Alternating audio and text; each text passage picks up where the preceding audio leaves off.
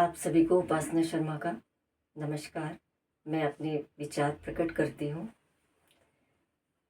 जीवन और मृत्यु ये एक गाड़ी के दो पहिए हैं जो साथ साथ चलते हैं। मृत्यु से ना तो मुक्त होना है, ना ही मृत्यु को जीतना है। मृत्यु को जानना है कि मृत्यु क्या होती है जो है, और उसका जानना ही मुक्ति बन जाता है।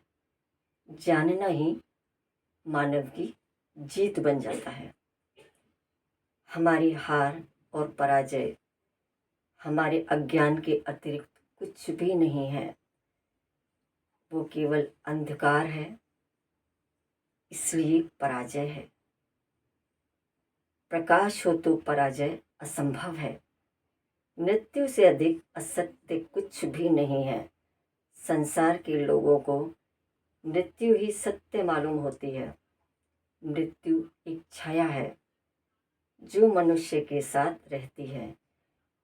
जैसे हम प्रकाश में चलते हैं तो हमारी परछाई हमारे साथ चलती है, उसी प्रकार जीवन के साथ साथ मनुष्य की मृत्यु भी सदा रहती है।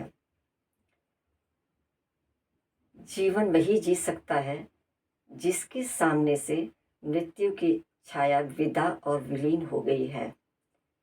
अर्थात हर मृत्यु हमारी मृत्यु भी है ऐसा महसूस करते हैं, तब तक जीना असंभव है। हम यदि कहीं सांसारिक परिप्रेक्ष्य में यदि हम कहीं जाते हैं और हम देखते हैं वहाँ पर संस्कार किसी का हो रहा है, उस पर हम विचलित हो जाते हैं बुरी तरह से कि ये क्या है। ऐसा लगता है कि आज वह व्यक्ति गया है, कल हमें भी जाना है। यदि हमारे मन से ये भाव दूर हो जाए, इसकी छाया हट जाए, तो वास्तव में तब हम कहेंगे कि मृत्यु को जीतने की ओर अग्रसर हैं। परमात्मा के मंदिर पर वह पहुंचता है जो जीवन के आनंद से परिपूर्ण होता है। अर्थात मृत्यु और जीवन के भाव से जो ऊपर उठ जाता है, तब वास्तव में परमात्मा का मंदिर हमारे लिए खुलता है। उसकी सीढ़ियाँ हम तभी चढ़ पाते हैं जब भाव शून्य हो जाते हैं। और परमात्मा की सीढ़ियाँ जीवन के सौंदर्य और रस से भरी हुई हैं। परमात्मा के द्वार की घंटियाँ उन्हीं के लिए बजती हैं जो अभय होता है।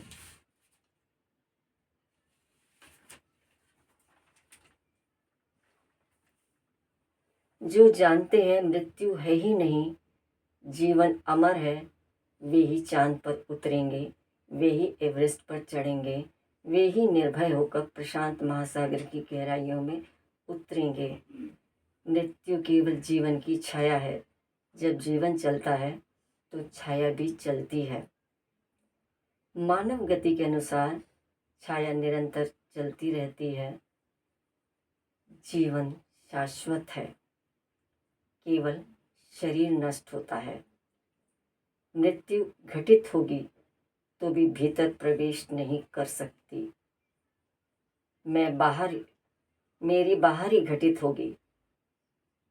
वही मरेगा जो मैं नहीं हूँ, जो मैं हूँ वह बच जाएगा।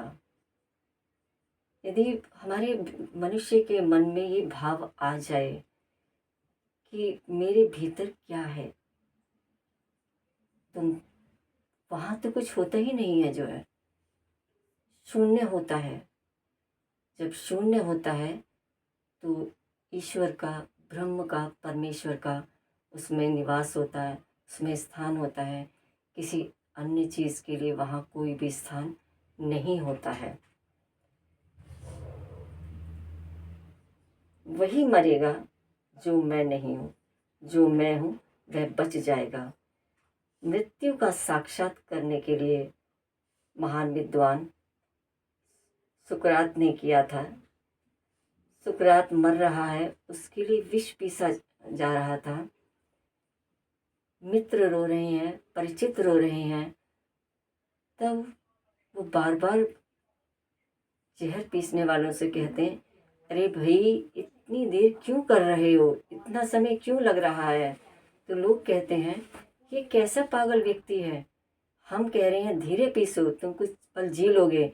लेकिन सुकरात कहते हैं नहीं, जल्दी करो, मैं मृत्यु का अनुभव करना चाहता हूँ, मैं मृत्यु को आंखों से देखना चाहता हूँ।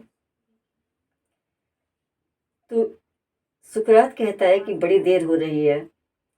यही मनुष्य है कि जो जीते जी अपनी मृत्यु को देखता है, भय नहीं है, और अंतिम समय तक कभी उनके पहले हाथ काटे गए उनके, फिर धीरे धीरे शरीर के दूसरे अंग काटे गए, तो बोले मैं जीवित हूँ, मैं जीवित हूँ। अंत में फिर जब बिल्कुल उनको लगा कि अब नहीं है, तब भी उन्होंने यही कहा मैं जीवित हूँ। तो जीवित कौन था? जीवित उनकी आत्मा थी, जो अनंत है, जो ब्रह्म है, जो ईश्वर है। भगवान श्री कृष्ण ने भी अर्जुन से कहा था, चिंता मत कर, मैं तुझसे कहता हूँ ना कोई मरा है, ना कोई मरेगा, ना कोई मर सकता है। जो मर सकता है और जो कर सकता है वह मरा ही हुआ है, और जो नहीं मरता है और जो नहीं मर सकता वह मरने का कोई उपाय नहीं है, वही जीवन है।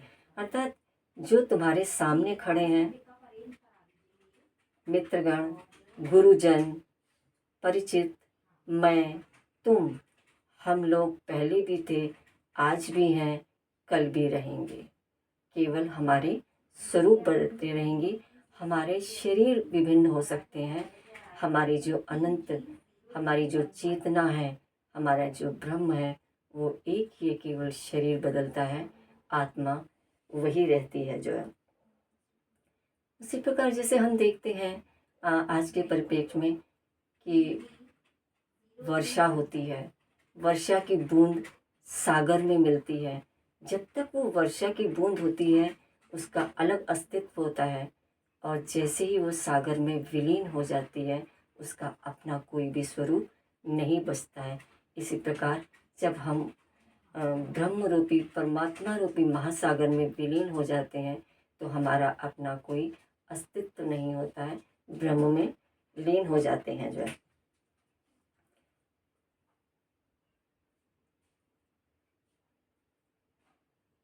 जब हम भीतर से दुखी होते हैं तो बाहर मुस्कुराए चले जाते हैं। व्यक्ति की एक वो होती है कि अपने दुख को छुपाने के लिए वो बार बार मुस्कुराता है। तो कभी कभी कहा जाता है कि देखो इस व्यक्ति जरूरत से ज़्यादा मुस्कुरा रहा है, अर्थात इसके भीतर अवश्य कोई ना कोई संघर्ष चल रहा है, कहीं ना कहीं ये दुखी है। श्वास का आना जन्म है और श्वास का जाना मृत्यु है। जन्म एक कदम है, मृत्यु दूसरा कदम है। लेकिन हम देख पाए तो भीतर महाजीवन का दर्शन हो जाता है। यदि हम अपने भीतर झांक कर देखते हैं, शून्य में आ जाते हैं, तो महाजीवन का दर्शन हो जाता है। परमपिता परमेश्वर का, उस ब्रह्म का दर्शन हो जाता है। जब हम हमारे अंदर ब्रह्म समाहित है, बैठा हुआ है, तो और कोई अवस्था हो ही नहीं सकती है।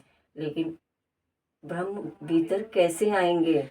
हमें पहले अपने विचारों को, अपनी कामनाओं को, अपने जीवन की हर इच्छा को नष्ट करना होगा, क्षीण करना होगा, तभी हम जीवन में आगे बढ़ सकते हैं, तभी हम आध्यात्म की ओर बढ़ सकते हैं।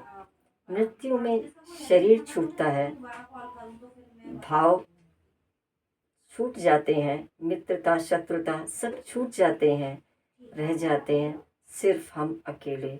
सिर्फ मैं रह जाता हूँ, सिर्फ चेतना रह जाती है भीतर। एक समाधि दूसरों की बनाते हैं, एक समाधि हम अपनी बना लें तो केवल शरीर मरेगा, और मेरे मरने का सवाल ही नहीं। मेरे मरने का सवाल मैं अगर जो है मर गया तो समझ लो संसार में हम उच्च से उच्चतर होते जाते हैं।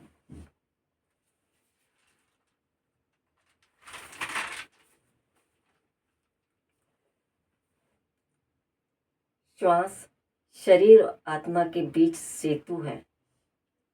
वहीं से हम बंधे हुए हैं। इसी श्वास को हम प्राण कहते हैं। प्राण कहिए, श्वास कहिए, एक ही चीज़ के दो रूप हैं। आप भाव करें कि शरीर शिथिल हो रहा है, श्वास शिथिल हो रही है, मन शिथिल हो रहा है। फिर मैं चुप हो जाऊंगा, फिर वहाँ अंधेरा कर दिया जाएगा।